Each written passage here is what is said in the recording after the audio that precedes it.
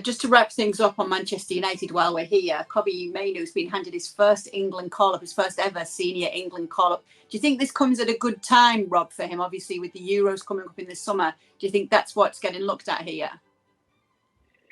I think so. I mean, to be honest, I expected Calvin Phillips to keep his place in that England squad. Once Calvin Phillips wasn't in it, I was very surprised that Kobbie Mainoo wasn't initially. Obviously, he's been called up today. I mean, there's a lot of Man United fans saying that Gareth Southgate suddenly, noticed Kobbie Mainoo because he was fantastic playing in that midfield against Liverpool. I don't think that is the case, really.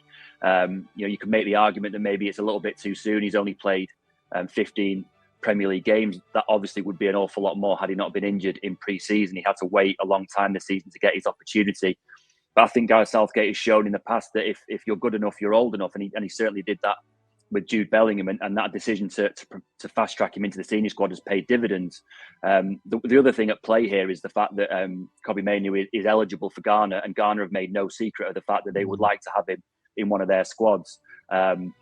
Maybe that's influenced Gareth's decision to call him up for these games against Brazil and Belgium. Whether he makes the Euro squad after that is another matter entirely. The squads for the major tournaments get reduced now from 26, which we saw in Qatar, to 23. So Gareth Southgate will only be taking 23 players to Germany. You can argue that if Calvin Phillips hasn't recovered any kind of form and he doesn't go, that Kobbie Mainoo is the natural replacement in that position. But again, that's a decision for Gareth Southgate. He's not massively blessed with a lot of players in that central midfield area, so you can understand why he wants to bring Kobbie Mainoo in, get him into St George's Park, have a proper look at him in training, and maybe give him a senior debut against Brazil or Belgium. Yeah, but we obviously wish him the best of luck. And before we do put a bow on this time, we want to talk about the Liverpool perspective with you, Janusz. There is some saying that this is a blessing in disguise, and the fact that it does mean potentially a couple less fixtures for Jurgen Klopp. What are your thoughts on that take? I think that's nonsense. There's trophy to be won. You want to take it. As they've mentioned, the fixture pile up and all of that, but that of course doesn't mean. You can argue that was, one of the most realistic trophies to win. Europa League is not going to be easy. Of course, Europe is never easy, but I sort of suspect that if you ask Jurgen Klopp, at the end of his career at Liverpool. Southgate cannot afford to delay picking Mainoo. I'm not sure you and I agree on this. I completely see why Gareth Southgate thinks it's too soon. Tell me why I'm wrong. Because I had a similar view around Jude Bellingham. I thought when he picked Jude Bellingham, it was far too early, and I was completely and utterly wrong.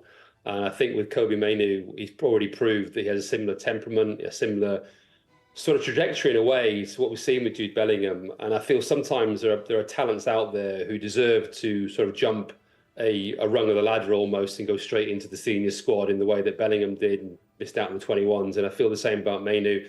And also it's an area of the pitch where England desperately needs somebody like him to come in, not necessarily to start, but actually to be involved in the squad and to develop into a senior international quite quickly. I understand the argument over overexposure. He hasn't played that many games. It could have potentially caused him to have a setback. But actually, he's playing for Manchester United. The pressure of playing for England won't be much greater than it is on him right now, playing for Manchester United. He's played 20-odd games. He would have played even more, but for injury.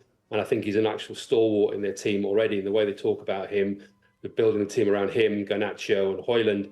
It won't be very long before he's full England international. We've got European Championships coming this summer. I don't see any problems with bringing him in and potentially putting him into that squad for that tournament. Running out of time a little bit, but Miguel, are you in the Southgate camp or the Burke camp? I'm actually in the Burke camp here, yeah. I think he's exactly what England are missing, especially given that there is that one player that Southgate lacks, and Mainoo can be it. And I think he can actually evolve too. I remember hearing that we all know Ten Hag wanted De Jong in his first summer, it didn't get him. Well, Mainoo can perform that sort of role, but also do much more. We've seen how advanced he can be for Manchester United as well. And I think he actually already, despite his youth, gives England something they're badly missing. And I think he can rise to it. An English Guardiola Tigana hybrid, or a desperate claim by United to have produced a Seedorf regen. Just how good is Kobbie Mainoo? Look, it wouldn't be unlike Casemiro to make a foul in that sort of situation, let's be honest. But that's not right. It didn't look like he touched it. If we look at Mainoo's possession stats, we can see that right now his pass volume is low. His age has to be factored into account, as well as the team he's playing for. United are not renowned for their midfield dominance, and thus it'd be very difficult to expect a United CM, especially a young one, to be hitting register numbers where he's hitting 70 odd passes a game. If we look at his forward passes ratio, it's closer to an Enzo Fernandez than a Rodri type player. Mainoo is a naturally progressive player. 1 out of 3 of his passes, he's looking to do something with it. And at youth level, it's incredible how he wriggles out of the press and finds the right pass to inject forward momentum into the attacking phase. Very rarely is he a player that makes the wrong pass to the wrong player. Great feel for the flow of the game and the positioning of his teammates and the opposition. It's innate within him. Now, one of the issues of Mainoo's game is his lack of natural dynamism. He has been criticised by Ten Hag as being too static, and we can see that in terms of the passes received, he falls way behind the other midfielders in the stats. He isn't getting on the ball enough, and at times that can lead to him fading out of the game, and he's reduced to moments of great quality rather than sustained control of proceedings. Now that raises question marks. Is he a player who could be that elite regista in the future? Much depends on his physical development over the next 5 years. Can he assert himself on proceedings more? And again, the other factor that plays into that is, can United tactically develop enough in the possession stake under the new Ineos era?